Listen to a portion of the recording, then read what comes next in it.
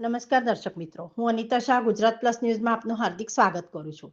આજ રોજ તારીખ 10/1/25ના રોજ વાલ્મીકી નવચેતનામય અને સંત સંગી સેવા સંયોગી પરિવાર તરફથી રાવજીભાઈ સોલંકી અને અરવિંદભાઈ વાઘેલાના સંયુક્ત પ્રમુખ સ્થાને અટલ વૈરાગ્યવાન સમાજ સુધારક પરમ પૂજ્ય ગુરુવર્ય શ્રી મગન સાહેબની 115મી જન્મ જયંતિની ઉજવણી એડિશનલ કલેક્ટર શ્રી ચંદ્રકાંત સાહેબના માર્ગદર્શન હેઠળ રંગેચંગે કરવામાં આવી।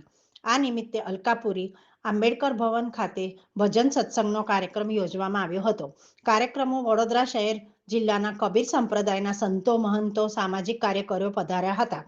મુખ્ય મહેમાન તરીકે કરખડી પારક આશ્રમ થી શાસ્ત્રી સાહેબ તેમજ વર્ણામામાંથી મલુકદાર સાહેબ સંત શ્રી પ્રભુદાસ સાહેબ બાજવા, બાળ બ્રહ્મચારી સંત શ્રી જગદીશ સાહેબ મણિધર સાહેબ ટુંડાવ, સામાજિક કાર્યકર શાંતિલાલ દરબાર ભગવાનદાસ, પ્રેસ પ્રતિનિધિ ચંદુભાઈ તલાટી અને અનેક ભાવિક ભક્તોની હાજર રહ્યા હતા।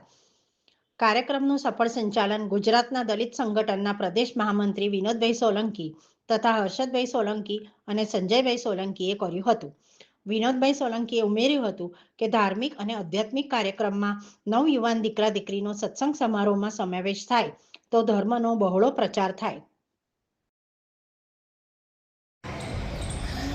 આજરોજ સાહેબ આપણે અહીંયા ડૉક્ટર બાબા સાહેબ આંબેડકર ભવનની અંદર કયો કાર્યક્રમ રાખવામાં આવે છે?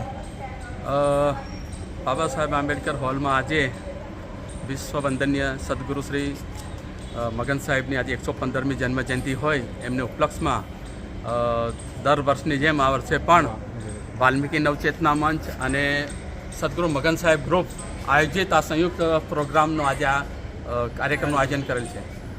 એનો મુખ્ય હેતુ શું છે સાહેબ? મુખ્ય હેતુ છે કે સદગુરુ કબીર સાહેબના પારક સિદ્ધાંતનો સદગુરુ મગન સાહેબે જે રીતે છેલ્લા શ્વાસ સુધી પ્રચાર પ્રસાર કર્યો અને સમાજમાંથી અંધશ્રદ્ધા, પાખંડ પૂજા અને વ્યસનો મુક્ત કરી અને સમાજને એક નવું જીવન બક્ષ્યું છે, એક નવી ક્રાંતિ આપી આધ્યાત્મિક જીવન તરફ, એ એમનો ગુણ આપણાથી ભૂલી શકાય એમ નથી। નવયુવાન સામાજિક કાર્યકરોને તમે શું સંદેશો આપવા માગો છો સાહેબ? નવયુવાનો પણ આ સમાજ સાથે અને આ સંપ્રદાય સાથે સંકળાય જાહેરમાં આવે, એ આ સદગુરુ મગન સાહેબ ને કબીર સાહેબના પારક સિદ્ધાંતનો એ પણ અમલમાં કરે અને એમના જીવનમાં ઉતારે, જેથી કરીને ઉપયોગી બને। સાથે સાથે સાહેબે સદગુરુ મગન સાહેબે જે સમાજ માટે જે એમનું યોગદાન છે, આ સમાજને વર્ષોથી વંચિત, પીડિત અને શોષિત સમાજને એક અંધશ્રદ્ધા, પાખંડ પૂજામાંથી, અંધશ્રદ્ધામાંથી અને ખાસ કરીને જે જીવ હત્યા થતી હતી એમાંથી આ સાહેબે આપણને ઉગાર્યા છે। આવા મહામાનવના આજે 115મી જન્મજયંતિ હોય એમને સતત નમન કરીએ છીએ સાહેબ। આપણું નામ? બાબુભાઈ સોલંકી। આપણું નામ? બાબુભાઈ સોલંકી। અને હવે પછીનું શું રણનીતિ છે તમારી? અમારો તો દર વર્ષે આવા પ્રોગ્રામ થતા જ રહીએ છીએ। અમે સમાજને એક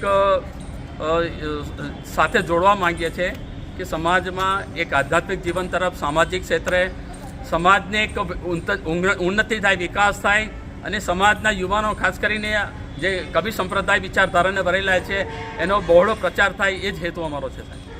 થેન્ક યુ।